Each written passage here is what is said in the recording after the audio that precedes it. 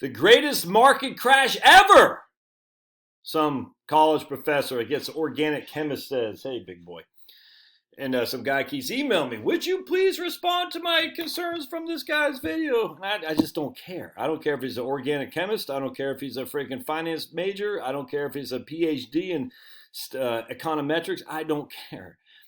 The greatest market crash ever could come, and it could not come. No one knows.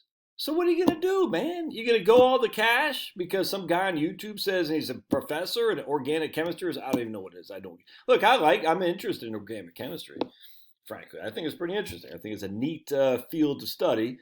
I got a organic chemistry for dummies back there someplace. Right there. Hold on a second. I'll show it to you. Organic Chemistry for Dummies workbook. It's a workbook and it's a regular book too.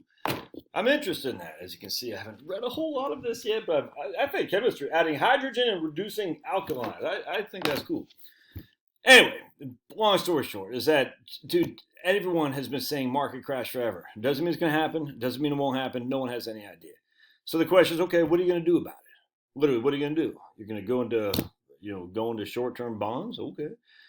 You're going to go into, I don't know, what else? You're going to go to Bitcoin? Okay. I mean, I don't know what else you do.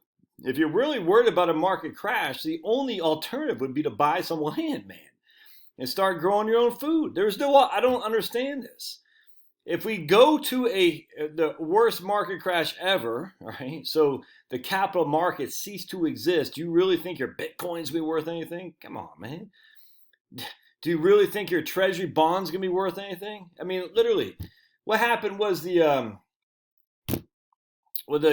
took over the takeover the Argentina when they changed the currency. What they do? It was like 25 years. It was Jeffrey Sachs who encouraged it. I can't remember. But they had in Argentina, and I think it was in actually another Latin American country too. I don't think it was Mexico. That's obviously not per se Latin America, but there's another country down there. But it's notorious. They basically said you have to trade in your currency for Venezuela. But it's even before that. All right, so what are you going to do? You got to trade in your currency. Okay. So you trade in your currency for new currencies. You know what I mean? Just FDR made you trade in your gold. You had to, by force of law. FDR also told farmers to plow their fields 25%, even though people were starving in America in their breadlines.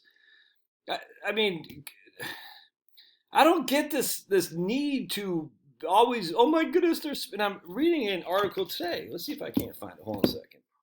All right, so Brian Preston over at PJ Media writes an insane piece here. Reality sets in on inflation amid Biden's incomprehensible spending sprees.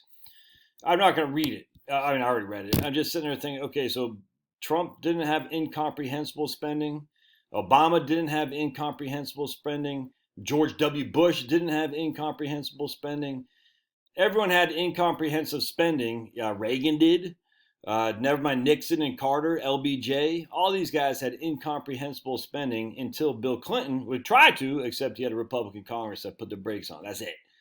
So all of a sudden, out of nowhere, because of Joe Biden, it has incomprehensible spending. We have mass inflation. Now, you can make an argument like, look at this.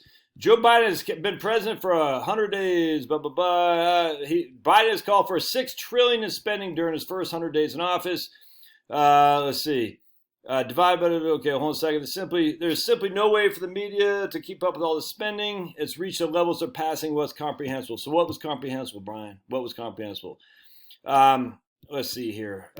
He's talking about states. He's talking about there's right here. Procter & Gamble, Kimberly-Clark, and Coca-Cola have all warned that they'll raise prices on many of their products as raw materials costs rise. Plastic, paper, sugar.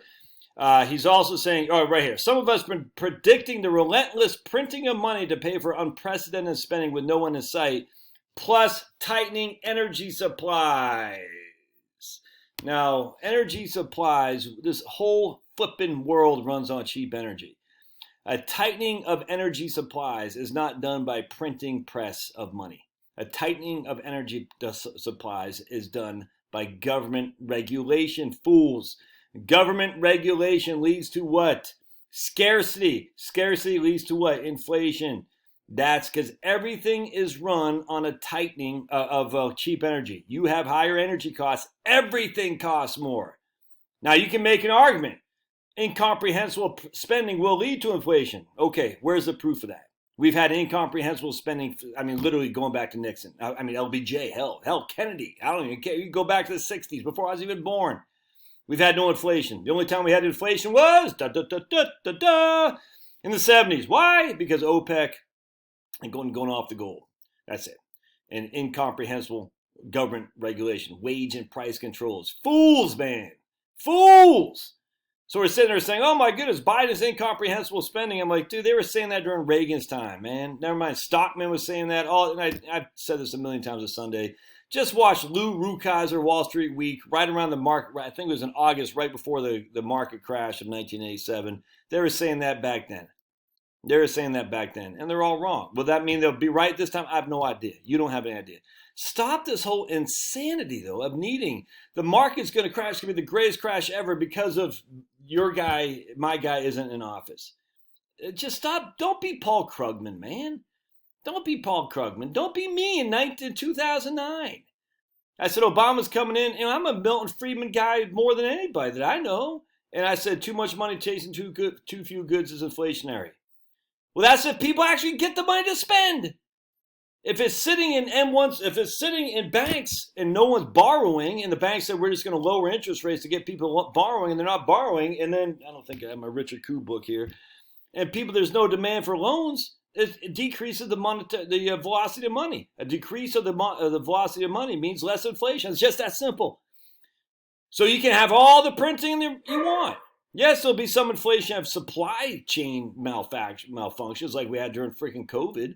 If people have no incentive to go to work and they got to raise wages because people are saying, why would I go to work? I got all this unemployment. Sure, I get that. If you want inflation, that's a good way to do it, Sniffy Joe. But Trump did the same thing. He allowed the same thing. CDC of all people issuing moratoriums and putting people out who don't pay their mortgage. I mean, it's crazy. That can't fly forever. We know that. I mean, hell, I was in the store today. No one had masks on. It was great. A few people did. I was like, Publix. I was like, yeah, I don't even care anymore. I'm going in, not even wearing a mask. Go to Walmart, not wearing a mask. I'll go to Costco because they're anal. Not going to Lowe's. I'm not wearing a mask in Home Depot. Not wearing a mask in Walmart. Not wearing a mask in Publix. It's over, man. Your side has lost. Our side has won. There's a couple of stores that are anal about it. Costco. Because they have someone at the front gates like, you can't come in here, we're scared. I mean, I think they are. I just think the stupid corporate medias or corporate lackeys are. Anyway, and Costco's the first one to engage in this because they are I think Costco's out of Seattle too, so they're all social justice. Long story short, where I'm getting at is stop this stuff with the greatest market crash ever. If it is, then you better be buying land because that is how you deal with inflation, buying land. I mean, without question. Grow your own food. Get your own water supply, get your own electricity supply, get your own energy supply. That is how you deal with inflation. And solar would be great for that, for sure. You got to have a battery bank. Batteries cost money. You better buy them now. If you're not doing that, or you say, I'm just going to ride that out until the market crashes, I don't get this. I've never understood someone say, I'm just going to ride it out till the market crashes. I just never understood that. That doesn't make any sense to me at all. And I'll do other videos on the insanity of that. There's so many charts I can show you to prove you can't ride out a market crash. The whole point is, all right, markets are here. Right? You expect it to go here, and where do you expect it to go after that? Up here. Well, why don't you just hang in there and wait till it goes up there then? Man, I think I left my, let's see. Let me just show what I'm talking about. Frustrates me knowing. And I'm going to do a live stream here in a few minutes too, by the way. We're going to talk about some best places to retire. All right, so the markets are here, right there. You expect it to crash. Expect it to go here, all right? But you also expect the markets at some point will be back here. All right, so your thought is, looks like Virginia Tech does it. So you're like, markets are here, they're going to crash, but I expect them to go back here later. So what I want to do is I want to block in the gains right here, sell right here, buy, and then I'll be back up here with a massive gain. I said, okay. Or what you could just do, you could just hang in there, and you'll still be back to the right place.